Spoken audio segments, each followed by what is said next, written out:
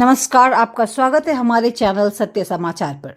दिल्ली की राजनीति में भूचाल आ चुका है। आम आदमी पार्टी ने अपनी दूसरी लिस्ट जारी कर दी है और इस लिस्ट में जो नाम सबसे ज्यादा सुर्खियां बटोर रहा है वह है अवध ओझा। पटपड़गंज सीट से आम आदमी पार्टी ने अवध ओझा को उम्मीदवार बनाकर चर्चाओं का बाजार गर्म कर दिया है। हाल ही में आम आदमी पार्टी में शामिल हुए अवध ओझा अब चुनावी मैदान में उतरने के लिए पूरी तरह तैयार हैं। लेकिन सबसे बड़ा फैसला जो इस लिस्ट के साथ सामने आया है वह है मनीष सिसोदिया की सीट बदलने का। दिल्ली के पूर्व उप मुख्यमंत्री मनीष सिसोदिया, जो अब तक पटपड़गंज से आप का नेतृत्व करते आए थे, इस बार जंगपुरा से चुनाव लड़ेंगे। पटपड़गंज, जो सिसोदिया की पारंपरिक सीट मानी जाती थी, अब यहां से अवध ओझा चुनाव लड़ेंगे। यह बदलाव न सिर्फ आपकी रणनीति को दिखाता है, बल्कि पटपड़गंज के मतदाताओं के लिए भी बड़ा संदेश है कि पार्टी अब नए चेहरों पर भरोसा कर रही है। अवध ओझा का नाम पहली बार तब सुर्खियों में आया जब उन्होंने आप में शामिल होने के साथ ही दिल्ली की शिक्षा व्यवस्था को बेहतर बनाने की बात कही। आम आदमी पार्टी ने अपनी पहली और दूसरी लिस्ट मिलाकर कुल 31 सीटों पर उम्मीदवारों का ऐलान किया है। इनमें से 21 मौजूदा विधायकों के टिकट काट दिए गए हैं। इस बार पार्टी ने केवल 3 मौजूदा विधायकों को टिकट दिया है, जो यह साबित करता है कि पार्टी बदलाव के मूड में है। अवध ओझा का चुनावी मैदान में उतरना भी इसी बदलाव का हिस्सा है।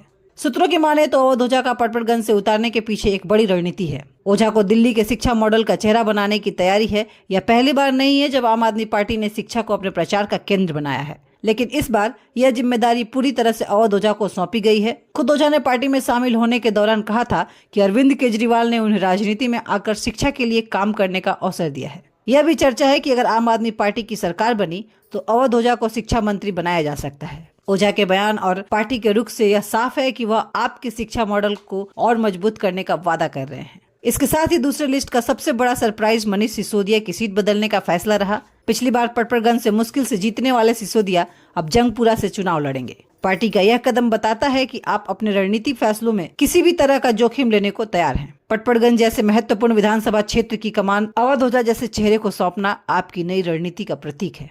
वहीं अवध ओझा का पटपड़गंज से उतरना सिर्फ एक चुनावी घोषणा नहीं, बल्कि दिल्ली की राजनीति में एक नए सितारे के उदय का ऐलान है।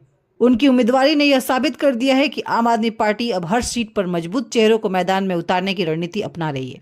अब सवाल यह है कि क्या पटपड़गंज की जनता अवध ओझा को उसी तरह अपना समर्थन देगी जैसा उन्होंने पहले मनीष सिसोदिया को दिया था? क्या ओझा वाकई दिल्ली के शिक्षा मॉडल को एक नई दिशा देंगे? और अगर आपकी सरकार बनी तो क्या ओझा शिक्षा मंत्री की कुर्सी तक पहुंचेंगे? इन सवालों का जवाब तो दिल्ली के चुनावी नतीजे देंगे, लेकिन फिलहाल अवध ओझा पटपड़गंज के ही नहीं बल्कि पूरे दिल्ली चुनाव के सबसे बड़े सितारे बन चुके हैं। आपको यह वीडियो कैसा लगा हमें कमेंट में जरूर बताएं। साथ ही वीडियो को लाइक और शेयर कर चैनल को सब्सक्राइब कर दें।